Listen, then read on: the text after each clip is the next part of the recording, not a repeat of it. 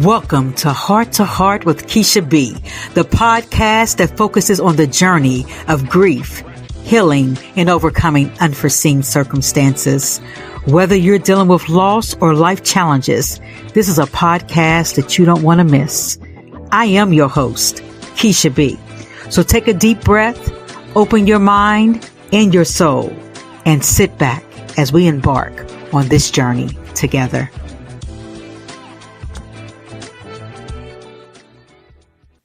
Are you seeking support from someone who can help you rediscover your purpose, reconnect with your heart, and rebuild your life while honoring the legacy of the child that you love so deeply? Hello, I am Lakeisha Barron Brown, therapist, life and grief coach, host of Heart to Heart with Keisha B. This is a space that focuses on grief, healing, and overcoming unforeseen circumstances. If you are a new listener, welcome. If you are a returning listener, thank you for your continuous support. If you are ready to engage in raw, uncomfortable conversations, you are in the right place. So as we begin our episode today of Heart to Heart with Keisha B, as you know, I always bring a guest that shares not only their life stories and their trials and tribulations, but a story that will impact, change your life. So as always, today we have April Nolan, a divorce, recovery, and relationship coach. Today, we're going to discuss healing beyond the altar, navigating faith, divorce, and self-love. Hello, April. How are you today? I'm fantastic. Thank you so much for having me. I really appreciate just the opportunity to share my story and, my journey of healing with you and your listeners. Thank you. As I said at the beginning of the podcast, April, this is a space, right, that a lot of things are going to be talked about. That's going to be very uncomfortable, right? It may be uncomfortable for me as the host. It may have been uncomfortable for you at one point in stage of your life, and it may also be uncomfortable to our listeners. So I want to say once again, for those that are listening, April is just not a guest on Heart to Heart with Keisha B. She is a divorce, recovery, and relationship coach. Now let that sink in for a second, because I'm sure as we all think about relationships that we've been through, there's been some trials and tribulations, or a relationship that you may currently be in. There may also be some trials and tribulations. And so, April, this time I'm going to go ahead and turn it over to you and tell us a little bit about yourself. But what I always ask my guests is, tell us first, who was the little April when she was a little girl? Tell us about that little girl. Oh, wow. That is a great question. So I didn't necessarily know what I wanted to be when I grew up, but I'll tell you who I admired, and this will give you a glimpse into my personality. So I admired Indiana Jones. I just felt like he was the coolest, most adventurous, most exciting person in the world. And so I feel like if you've seen those movies, that was like me as a kid, right? I was always trying to find something new, to get into something, to figure something out, with the side note of I talk too much. So that was the kid that I was, always trying to discover something. Yes. All right. So as I think we all was that person to some degree, right? We're trying to figure out who are we, getting into things that we probably shouldn't have got into, just trying to learn life, right? We're innocent kids. And let me say it for what it's worth, innocent kids that didn't ask to be here. Right. And let me tell you where I'm going with that. And because of that, we're put into places and we're put into spaces that have an impact on our adult life. Right. And so I go into that for you to sort of share with us as you went on through life, as you went on through your childhood. Do you mind sharing a little bit about who was that April as she was migrating into this blossom of a person who you are today? Oh, man, that April, I like to say that I was two different people growing up. And we'll dig into, that story. But I was one person with my mother. I had to be a different person with my father. And so I grew up becoming that person that could almost fit in everywhere, but at the same time, feel like I fit in nowhere, if that makes sense, right? It does. I was the person, and I still am the person that I think can talk to anyone, relate to anyone. But for such a long time, I never knew where I belonged. I just never felt like I fit in any scenario. I learned how to play the part so that I could survive. But once again, being that person that was like, I just don't know where I fit. So that's what a big Right. part of my life, like trying to figure out, where do I belong? So take us through that, right? Because I don't think that's just something like you say that you had to face. There's a lot of people that face that. Because here's my question: as you talk about you had to be different with your mother than what you were with your father. Were y'all all in the same home together, or was this a matter of you being in a being in different homes with a split family? Yes, I was in different homes. So my parents had me. My mom was a senior about to graduate high school. My dad was a couple years older going into the military. So I grew up having two families. I have my Okay. mom's family, I have my dad's family. And being with my mom, because of the environments that we were in, I had to be an adult very quickly. And so I don't remember really being a kid with her. It was always a constant sense of, what needs to be done next. With my dad, I didn't quite know how to fit there because I felt like quite a bit I couldn't get things right. Like I would try to do things that I thought, okay, I know how to do this, but you don't need to do that in this environment. So I would get in trouble or I didn't fit. And so once again, going back to trying to figure out where I fit. So with my mom, growing up in predominantly Black communities, I was the girl who talked proper, the light skinned girl, I was different. And then with my dad, growing up military, a lot of times we were one of the few Black families. So now I talk too Black and I'm too, it was really those two people. Who do I need to be when? Right. And that has to be tough, right? So how did your peers accept you in that regards?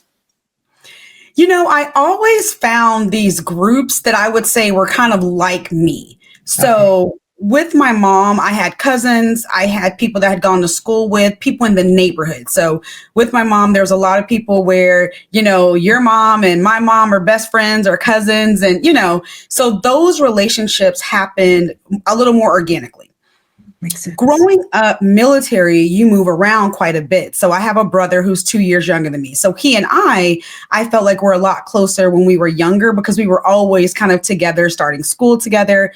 But I would find these little pockets of friends. So I remember in elementary school, living in Las Vegas, a little best friend that lived on the Air Force Base with me. And then middle school, we were in Germany and there was only a few Americans, only a few Black people. We all ran track together. So, we kind of formed these little communities everywhere I went.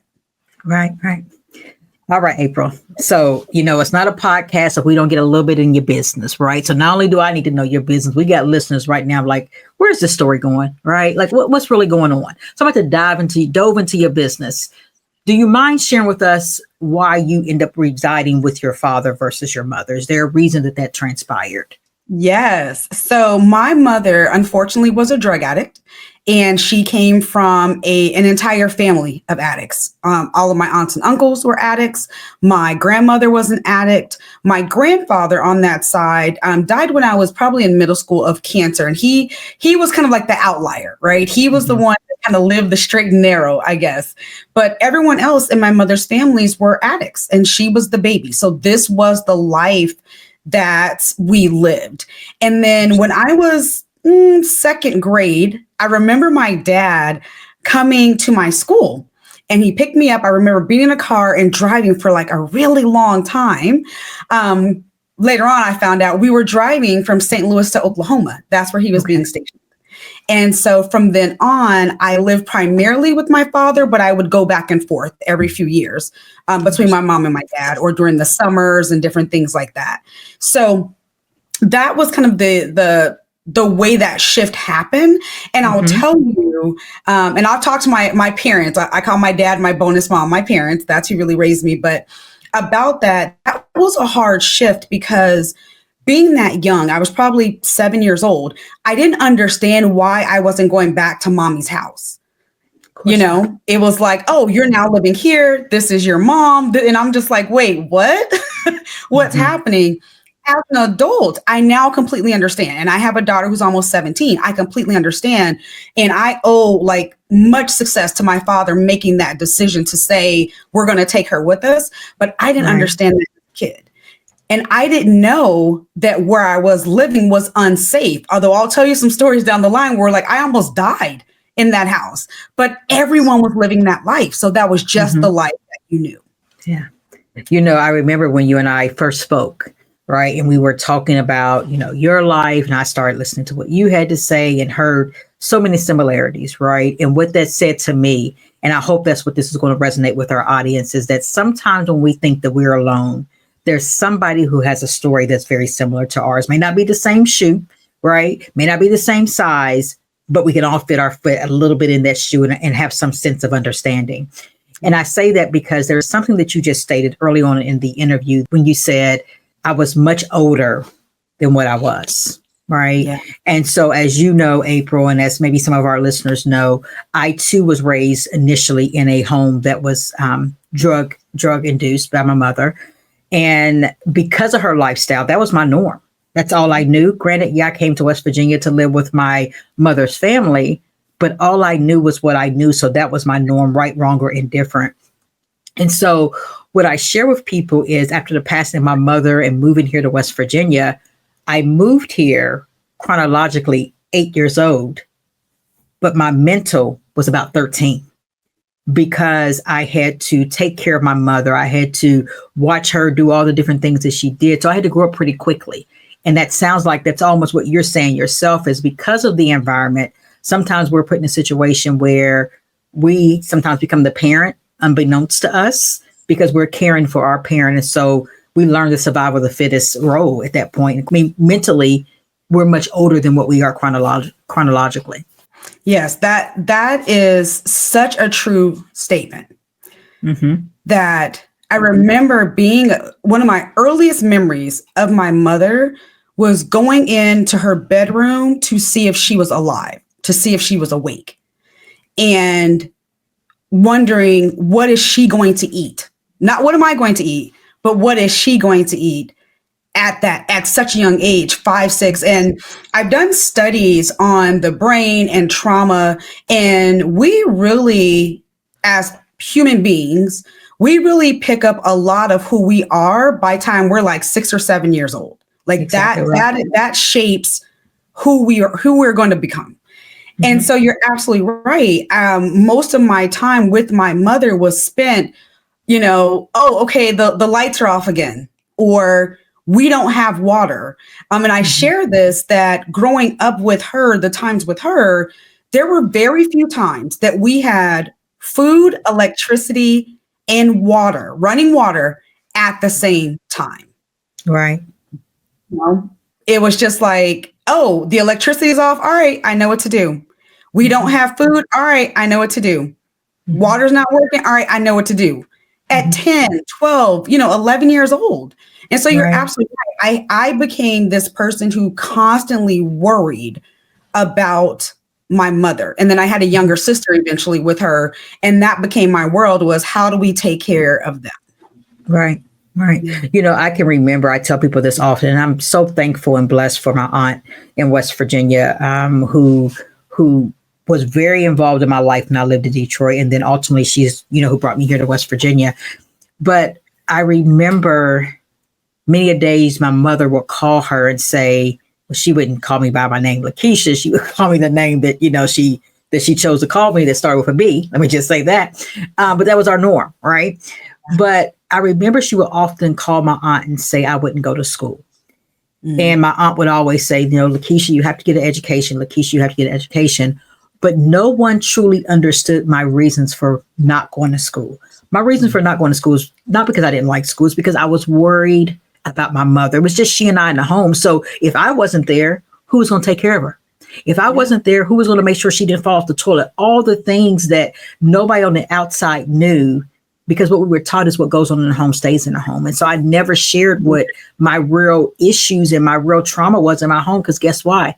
I didn't know it was trauma. It was just my norm. So I completely understand, April, what you mean in regards to what all you had to experience just in that small time of your life. Yeah.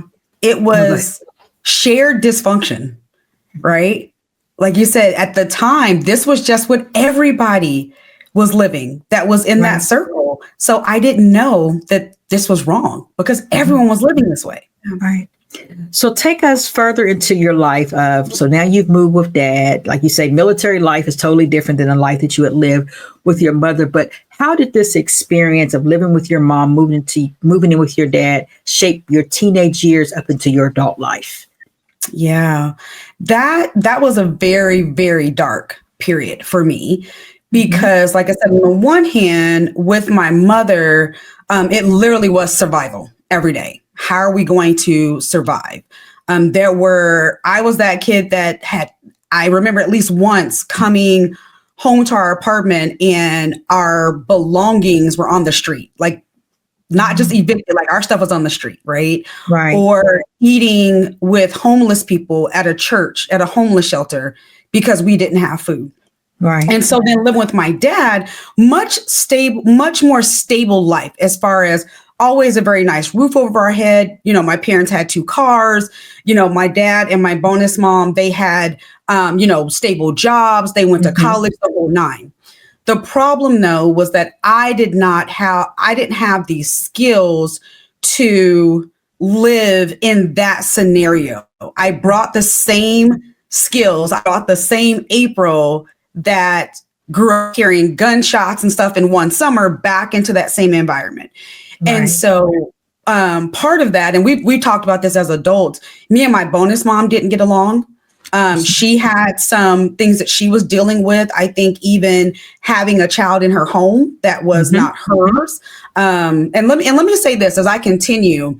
I don't fault my parents. My parents did the best that they could with what they had at the time, right? So in anything that I'm sharing with you guys, I don't look at my parents like, oh, they were human. They're human, right? They're people. But in any case, so me and my bonus mom didn't get along. So now I'm feeling rejected with my mom. I'm feeling rejected in my dad's home because me and her don't get them. And so I just have this constant cycle of rejection, constant cycle. I felt like at my birth mother's house, I couldn't get it right because something was always wrong. Like I couldn't fix everything. And then in my dad and my bone house, I just felt like I didn't fit in. I didn't get good grades. It was always something I was doing wrong, if that makes sense. So there was never a safe place for me to be emotionally or mentally safe. I was always on guard no matter where I was. Okay, what's going to come from the left? What's going to come from the right? No matter where I was always emotionally on guard. And that had to be tough within itself, right? Yeah. You know, you were speaking, and as I made mention, I'm a therapist, and so I've worked with adolescents before, right? And this is a tough one, so I'm probably going to step on some toes, whether it's professional toes or whoever's toes I step on, right? But take a rag, polish them off. It is what it is. Keep walking with it. But oftentimes children are taken out of their homes, right? And it's been deemed by the court system that this parent is not fit to take care of the child. And I'm not here to argue one way or another because every child needs to be protected. Every child needs to be safe. But I think sometimes what adults forget to realize is that even when that child is removed from that home, he or she are going to still worry about their parent because they love their parent unconditionally.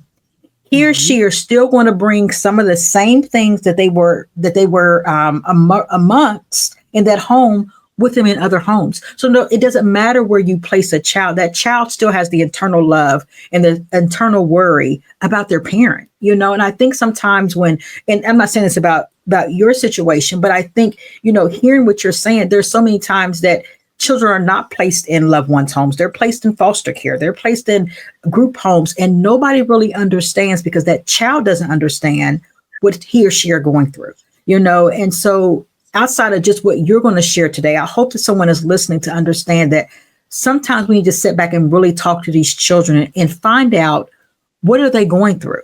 What misconceptions do they have? What voids do they have? What fears do they have? And I don't think people really take that out, put that back in the equation because they're too busy.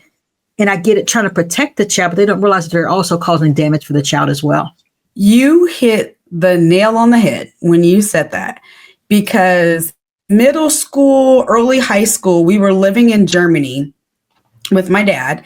and I would get these migraines. I mean, I went to different doctors. We couldn't figure out why I was getting these migraines. But what it was, I was worried about my mother. Yes. And it was affecting me to the degree that I was physically getting sick. I know this now, right? But at 15, I didn't know it. My parents didn't understand what was happening. So you've got, to your point, this kid who's been in this certain environment. On top of the addiction that comes along with that, I had experienced sexual abuse that I hadn't said anything about. And so, to a degree, like my heart goes out to my parents who were raising that 10, 11-year-old April because they weren't equipped. All they saw was, well, you're not paying attention in school and you're talking back. And I remember being called the bad kid, right? And we don't understand why you can't just get it together. And so you're absolutely right. You're not equipped to deal with those things. And so they do what it looks like is you got this bad kid. And that's what I was labeled. I was labeled the trouble kid, the bad kid. That was who I was. Because people weren't equipped to deal with the things that I had gone through. Right. And the reality was you were just a damaged child who was just trying to figure it out. Right. Yeah. And there's so many kids even today that are going through that. And sometimes a little bit worse maybe than what you and I dealt with, so many different other levels.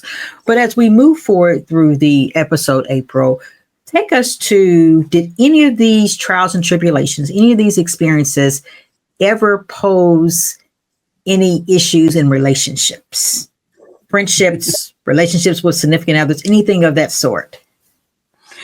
Oh, Keisha.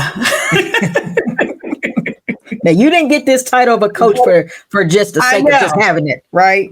I know. What I experienced growing up affected every relationship I had. And I mean, to a degree, it still does. And I'm 48. But affected every major relationship that I had because I was constantly looking for this safety net of love and acceptance. And I did not know where to get it from. So one of the biggest ways that this affected me through my relationships, particularly with men, are the men that I chose to allow in my life. So starting with my first husband, and I've had 3, we'll talk about that. But starting with my first husband, I got married at like 1920. And I remember us having this conversation and me asking him why he wanted to marry me. And he said he was lonely. And I thought, I can fix that because that's what I was, taught to do. You fix things. Right. I can fix this. Sure. Let's get married. That sounds fun. And for me, it was that misguided search for love and acceptance. So when he said, I need you, I thought, yeah, this is it.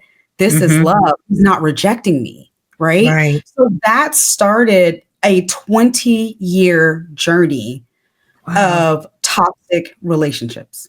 Yeah. Again, I'm going to say you've made somebody uncomfortable. Yeah. Right.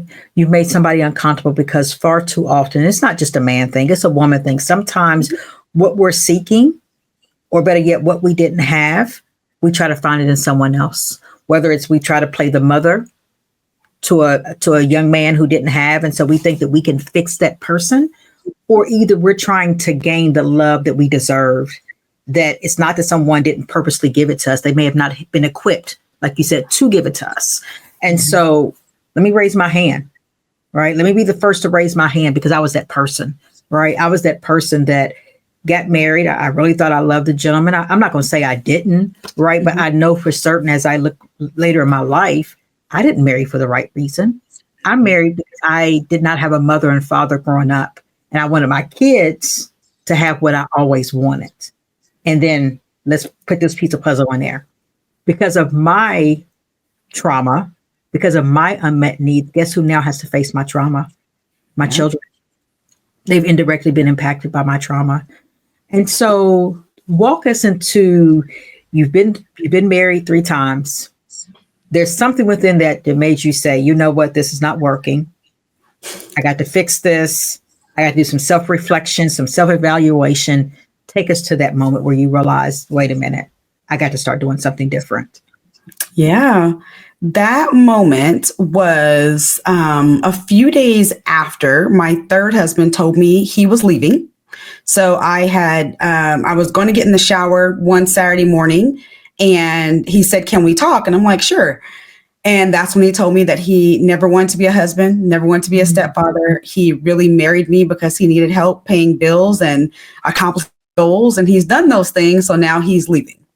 Wow. And so, yeah. But you know what's funny about that is deep down inside, this is where we got to be honest.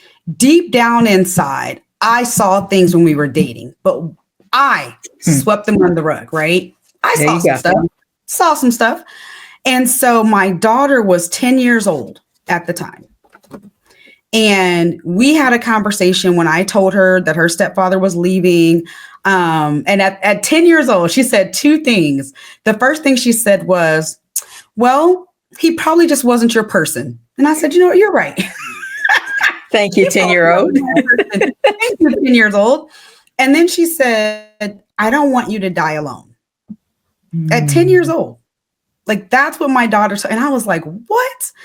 But in that season, so it wasn't like this split second decision. It was over the course of probably a month or two that I really had to ask myself, what example am I setting for her? Because at that time, I wasn't thinking about love again. I was, none of that. But what I was thinking about was, what example am I setting for her?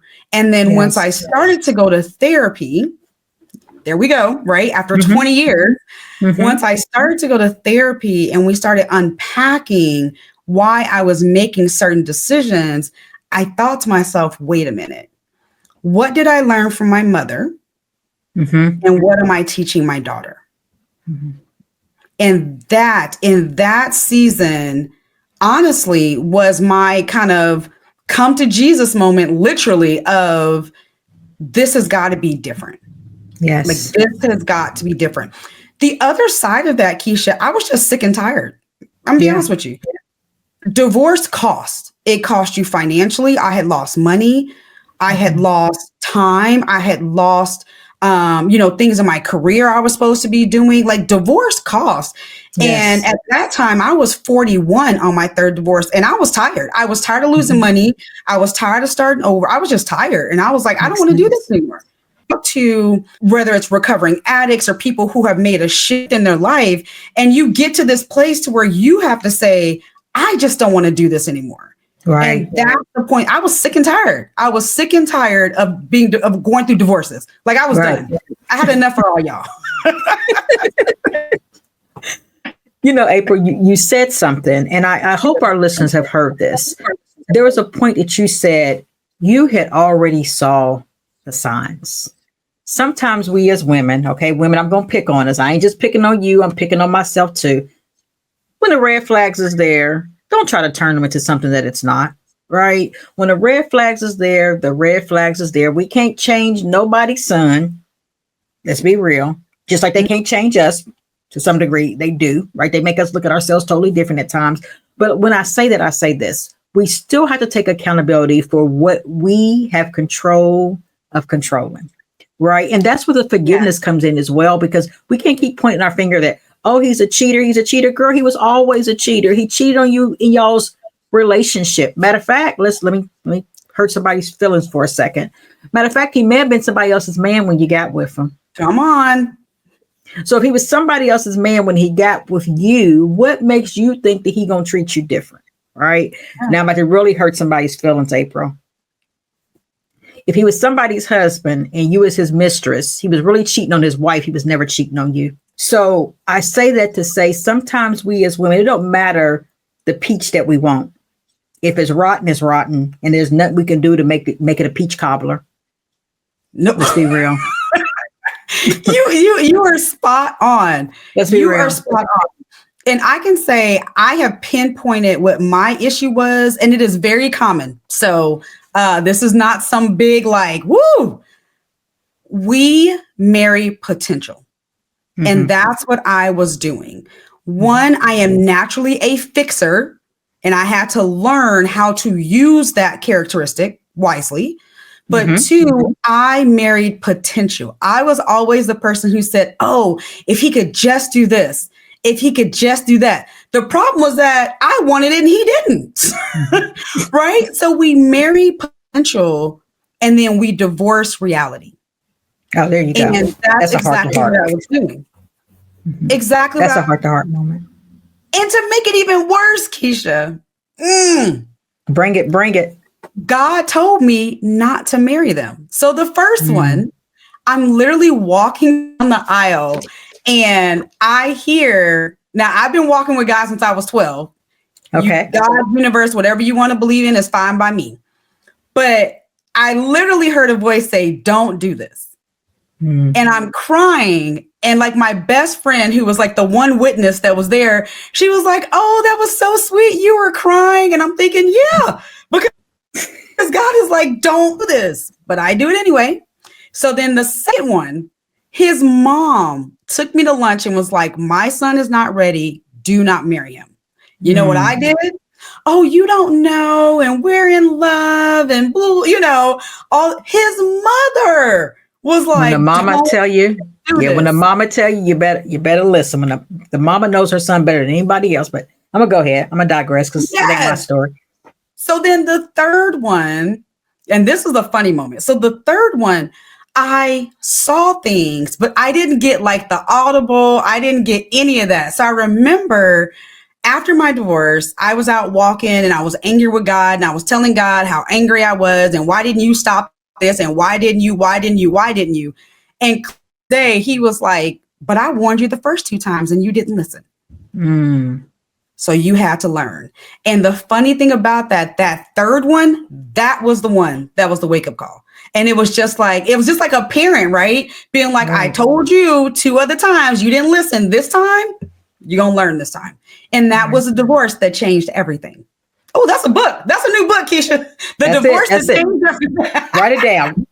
She's not telling y'all to write the book. It's her book to write. She's writing the title for it. So write it down, April. Write it down. Yeah. The question, that I get just so many times is, why didn't I listen? Like, why did, you would think if someone's telling you these things, if you're seeing these things, but once again, I was that person that grew up being the fixer. I grew up taking care of things. And so I was that person that when I would meet these men and I would receive perceived love, which is what I was searching for, then I was like, oh, I can deal with everything else because he loves me. Right. I can deal with all the other stuff because he loves me. And it is this false sense of love that we walk around with that allows us to accept these different situations. And the question is, do we really even know what love is? Do we really know what love really is? Yeah. I share a story. My daughter may listen and she may get upset when I share this, but I'm going to share it. Right. I can remember one time we were talking, and so she had went on this date and she shared with me, Mom, this is the one. This is the one. And I'm like, no, he's not. And so, of course, she didn't want to hear it. I said, he's not. You just met him. He's not the one. Don't claim him as your husband. Maybe one day he may be, but today he's not. So then she shares this story like, we went out to the car. He gave me all this stuff. And she's like, I saw these stars in the sky. And I was like, the stars were already there. The stars wasn't there because of this gentleman. It became your illusion of what you desire and what you deserve. Like, I'm not going to say that you don't deserve the best, but don't put a reality in your head because of what you want that's not actually there, because then that's when hurt begins, And of course, being the young lady that she is, don't nobody want to hear that from their mama, but of course, as her mother, I want to protect her. But here's what I also know. I'm not going to be able to protect her from everything. And she's going to have to go through some things before she gets that, aha, I get it moment, because again, her mother, myself, put some of my trauma in her life, and I have to accept that. I have to eat that. And so she's going to have to learn through that how to figure out what's the best relationship for her. Yeah. Yeah, that is so very true. I look at my parents now, my dad and my bonus mom, they've been married for 47 years. At this point, And when people see our family now, we are literally like the Brady Bunch. Like we used to all live in the same neighborhood. We take vacations together, and people are like, April, I can't believe your story. But they were different people then. And I didn't see like the marriage that my parents have. I am proud that my daughter gets to see that. Yes. So proud. I didn't see that when I was younger. When I was younger, my parents still fought a lot. At one point they was going to get divorced. Like I didn't get to see the marriage they have now 47 years later. And so I try to, even when I haven't been the best example for my daughter, and that is my biggest fear with her, is that she is going to search for this, distorted version of love from a man. Is that she does have people like her grandparents, other family members that I feel like model those good relationships. But yeah, when you didn't see it growing up, it's hard. I mean, how do you even know if you've never seen it? You don't know. Right. So to your point, people understanding what real love is, and not just love from another person, but what does loving yourself look like? Yes. That was a tough one for me. That was a journey because of everything I had done up until that point when I was 41, 42. It was understanding who I was and loving me first. Now I can tell someone else how to love me because I started with me. Yes. Yeah. Yes. So take us there. Take us to the point of you now loving yourself and how you're able to give other women and or men, I would assume, the services that you currently provide as a divorce recovery relationship coach. Yeah. So one of the reasons why I started doing this work specifically, divorce recovery, because no one told me over those 20 years of getting divorced at 21, 31, and 41 that, hey, you need to recover from this, right? The world, social media just tells us, well, move on, get you someone new. We're taught that if it doesn't hurt, you're healed. So far from the truth, right? And so what I do with the people that I work with, whether directly or through a podcast or whatever, I really help them to understand their worth. Understanding, why did we become so comfortable with dysfunction? Yes. Dysfunction in and of itself isn't necessarily a bad thing. That is like the check engine light saying, hey, you need to pay attention to something. The problem is we become comfortable with the dysfunction. And so that's one of the first things that I just walk through with people is, who are you? Like, who are you? And you know what a lot of them say initially? I don't know. I don't know. And then understanding how we got to where we are. So I use this analogy of, if you take a walk every day and you trip on the same spot on the sidewalk, okay, at some point you have to look down and go, wait, what do I keep tripping on? And so understanding, what is it that keeps you in that cycle? And a lot of it, yes, childhood, but it's a lack of self-love. Yes. Because if you know who you are, if you understand who you are, there are so many things you are not going to tolerate. Right. I am quick. And I say, my friends laugh at me. They be like, April,